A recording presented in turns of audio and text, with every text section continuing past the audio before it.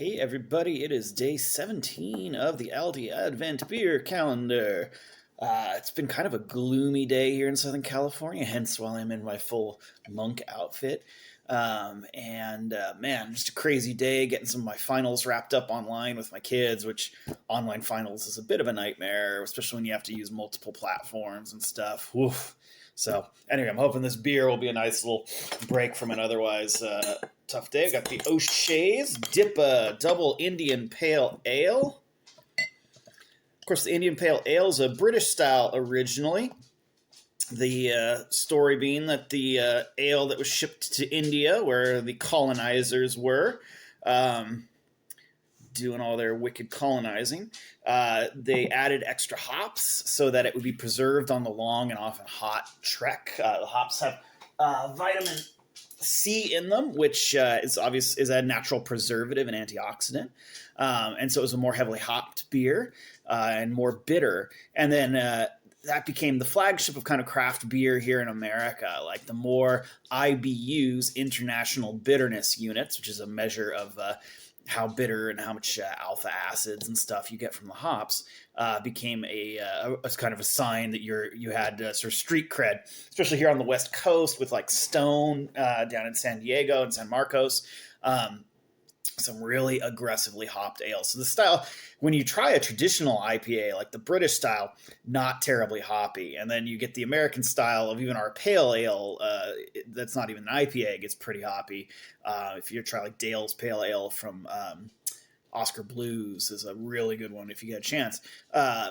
And then you get IPAs, and then Americans, in all of our wisdom, invented the double IPA, where we don't raise the grain bill as much, so the alcohol is going to stay in the 7 to 8% range, but the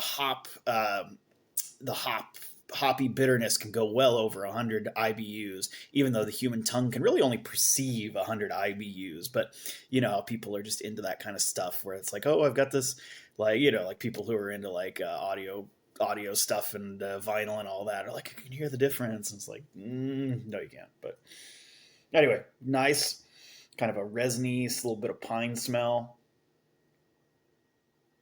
a little bit kind of smell like fresh flowers too.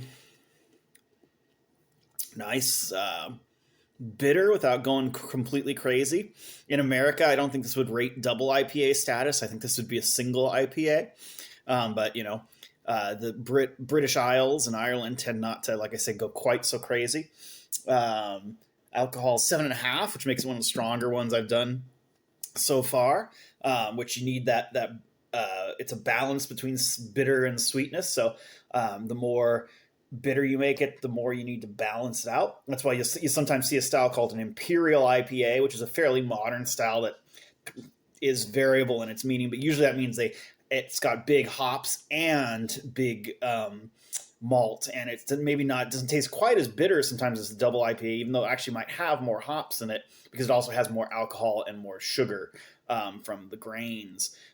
So Imperial IPAs they can be truly huge. They can be like a 12% alcohol. Yeah, really nicely balanced. The hops. They also use the hops at different points in the brewing process. I think they dry hopped as well. It's got some tropical notes to it. Some hops can have such a wide variety of flavors. Yeah, it's really nice balance between sweet and bitter.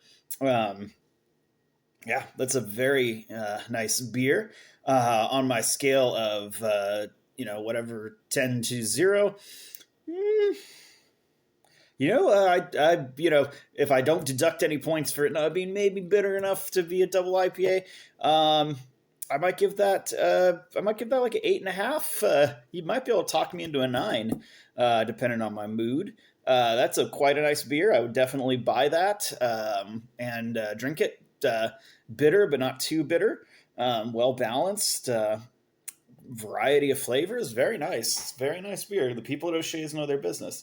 One of my favorite little things, by the way, you'll notice I have a cookie here. These are my favorite store brand tuxedos, the Albertsons brand, which have seen me through many a long field trip, etc.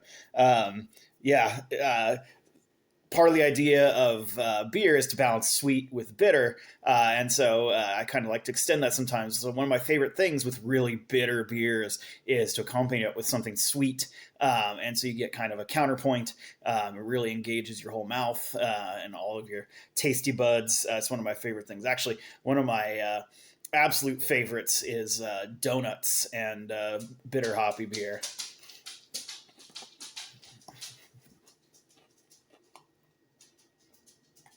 Mm. Mm. I am very happy. You all have a good one.